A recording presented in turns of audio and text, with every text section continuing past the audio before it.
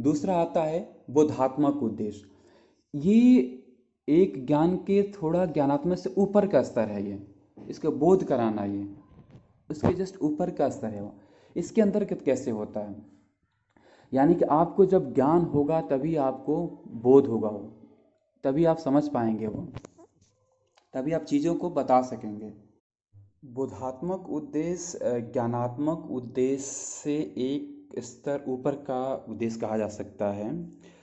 हमें बोध कैसे होता है, पहले हमें ज्ञान होता है, उसके बाद हमें बोध होता है। सपोज करिए कि आप बच्चों को पढ़ा रहे हैं कोई विषय, और आपको कैसे पता चलेगा कि बच्चों को इसका बोध हुआ कि नहीं हो। अगर हम इंग्लिश में कहते हैं अंडरस्टैंडिंग, नॉलेज लेवल और अंडरस्टैंडिंग लेवल, तो बच्चों को बोध हुआ कि नहीं, यही पता करना है आपको। वो तो वो हो गया बोधात्मक उद्देश्य।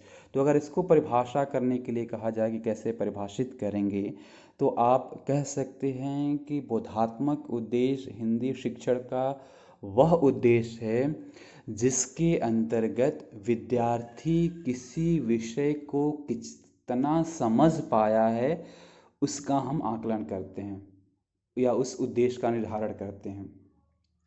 इसके अंतर भी कुछ क्रिया शब्द आती हैं जो एक्शन वर्ब आती हैं, जैसे संबंध देखना, उदाहरण देना, अंतर करना, वर्गीकरण करना, व्याख्या करना, सामान्यीकरण करना। कई सारे चीज़ें हैं जो हम बोधात्मक उद्देश्य के अंतर्गत देखते हैं।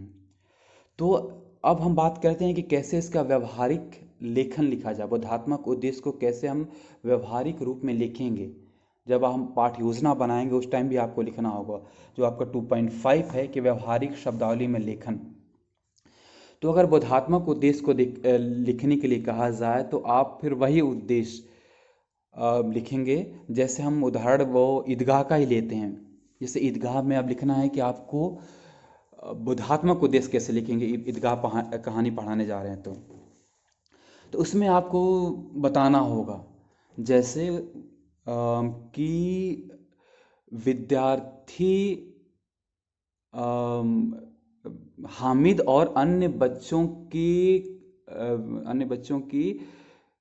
उसको क्या कहेंगे, आपकी कैरेक्टर या विशेषता में अंतर कर पाएंगे कि यानी हामिद जो लड़का था उस कहानी में उसकी कैसी मनोभाव है और अन्य बच्चे उसका कैसे, वो उसमें अंतर कर पाएंगे। तो वो हो गया आपका बोधात्मक का वो। या आपसे कहा जाए और लिख सकते हैं कि विद्यार्थी मेले में मिलने वाले विभिन्न प्रकार के खिलौनों का वर्गीकरण कर सकेंगे। जैसे हाँ, कोई खिलौना होता है कि जो प्लास्टिक के बने होते हैं, कुछ खिलौना मिट्टी के बने होते हैं, कुछ खिलौने लोहे के बने होते हैं, तो उनका वर्गीकरण कर सकेंगे वो। और आप कैसे लिख सकते हैं कि विद्यार्थी इस कहानी को अपने शब्दों में व्याख्या कर सकेंगे। विद्यार्थी इसी प्रकार के अन्य कहानियों का उदाहरण दे सकेंगे। तो ये आपका हो जाएगा बोधात्मक उद्देश्य। यानी कि बच्चे को पहले ज्ञान हुआ, आपने पहले ज्ञानात्मक उद्देश्य में आप देखते हैं कि परिचय करा दिया, उसको प्रत्यास्मरण करा दिया, प्रतिविज्ञान करा दिया। ये शब्द होते हैं ज्ञानात्मक उद्देश्य में। जब आप बोधात्मक में आते हैं तो आप इन शब्दों का प्रयोग करते हैं कि उदाहरण दे सकेगा, अंतर कर सकेगा, व्याख्या कर सकेगा। ये सब आता है आपको बोधात्मक उद्देश्य के अंतर्गत। तो ये आपको इस प्रकार से आप लिख सकते हैं बोधात्मक उद्देश्य।